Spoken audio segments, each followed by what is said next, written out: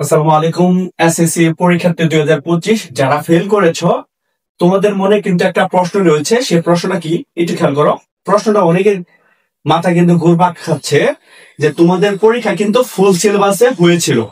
এখানে একটা পয়েন্ট।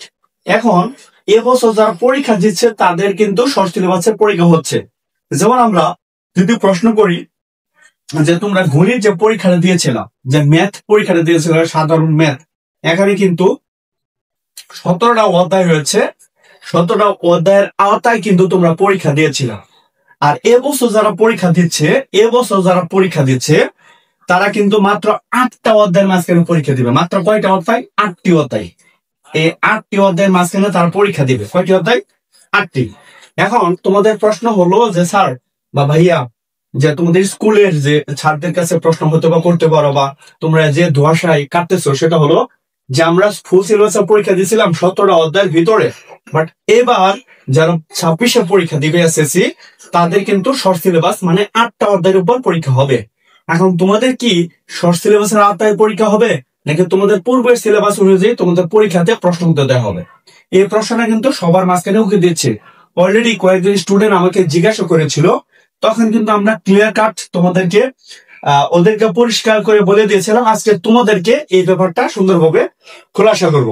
দেখো, একটা পরীক্ষার হলে, এক্সাম হলে কিন্তু ভিন্ন ভিন্ন পরীক্ষার প্রশ্ন দিয়ে পরীক্ষা নেওয়া হয় না। এক্সাম হলে কিন্তু, আমি আবার বলছি কথাটা, এক্সাম হলে কিন্তু ভিন্ন রকম পরীক্ষা মানে ভিন্ন প্রশ্ন দিয়ে পরীক্ষা নেওয়া হয় না। কি নেওয়া হয় না? ভিন্ন রকম পরীক্ষার প্রশ্ন দিয়ে পরীক্ষা নেওয়া হয় না। তো আমরা বিভিন্ন ওয়েবসাইট এবং বিভিন্ন গত বছরে যারা ফেল করেছিল, মানে পূর্বে যারা ফেল করেছিল গত বছর, তাদের সাথে পরীক্ষা দিয়েছে তাদের প্রশ্ন দিয়ে এবছরও ঠিক এমনই হবে। যে এবছর যারা 2025-এ ফেল করেছ, 26 ব্যাচের সাথে তাদের শর্ট সিলেবাসে পরীক্ষা হবে। আমি আবার বলছি, যারা 26-এ এই বছর পরীক্ষা দিবা, 25-এ যারা ফেল করেছো, তোমাদের শর্ট সিলেবাসের আওতায় পরীক্ষা হবে।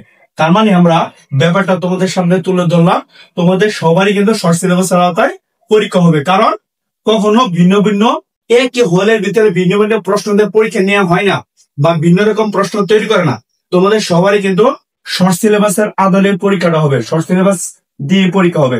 সবাইকে এই আপডেটটা জানিয়ে দিলাম। সবাই ভালো থাকবা। আজকে এই পর্যন্ত। All the best. আসসালামু আলাইকুম ওয়া রাহমাতুল্লাহি ওয়া বারাকাতুহু।